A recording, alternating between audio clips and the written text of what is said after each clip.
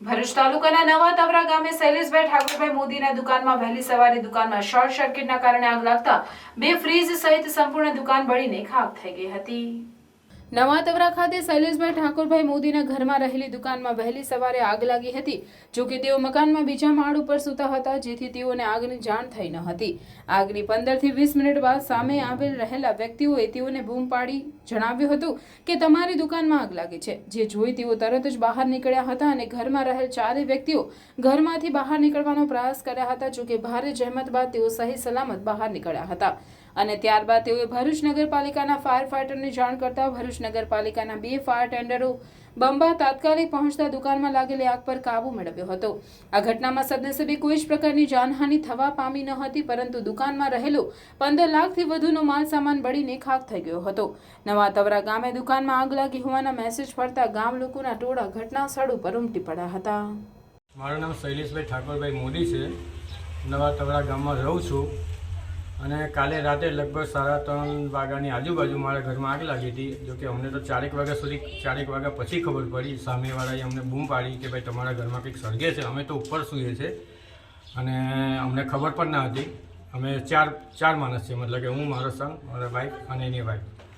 હવે પછી એ લોકોને ગમે તે હિસાબે એ લોકોને બહાર કાઢ્યા, પણ મને બી તકલીફ પડી હતી બહાર નીકળવામાં અને બહુ મુસીબત પડી હતી, મતલબ કે આગળથી બહાર નીકળ્યો દુકાનમાં ફાયર લાગી અને લગભગ મારી દુકાનમાં 15 લાખ રૂપિયા જેવું નુકસાન તો ખરું જ। મતલબ કે ટોટલી માલ ભરેલો હતો અંદર અને બધું જ મતલબ કે બળીને ખલાસ થઈ ગયું છે। કંઈ જ નથી, દિવાલોને બી નુકસાન થયેલું છે અને ઘરને પણ બધું ડેમેજ તો થયેલું જ છે, મતલબ કે આમ। અને ફાયર બ્રિગેડ વાન પણ બોલાવ્યા હતા અમે, તો એ લોકોએ પછી આવીને આગ ઓલવી હતી। કેટલા બંબા આવેલા? ફાયરના 2 બંબા આવ્યા હતા અને બંને સારી મહેનત કરી અને આગને કાબૂમાં લીધી હતી। મતલબ કોઈકને નુકસાન થયું?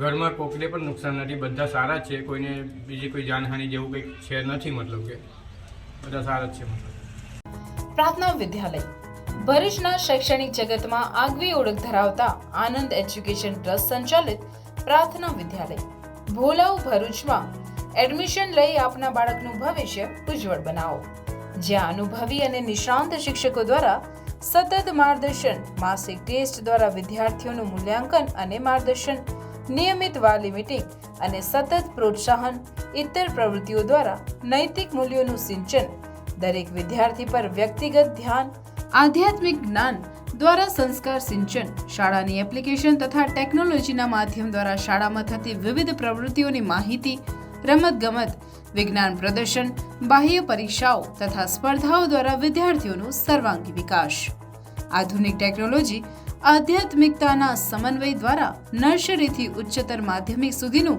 એક જ જગ્યાએ શિક્ષણ, સાથે સાથે પૌષ્ટિક નાસ્તા માટેની સુંદર વ્યવસ્થા, રમતગમત માટેનું વિશાળ મેદાન, લાઇબ્રેરી, અદ્યતન computer lab, chemistry lab, physics lab તથા બાયોલોજી લેબ,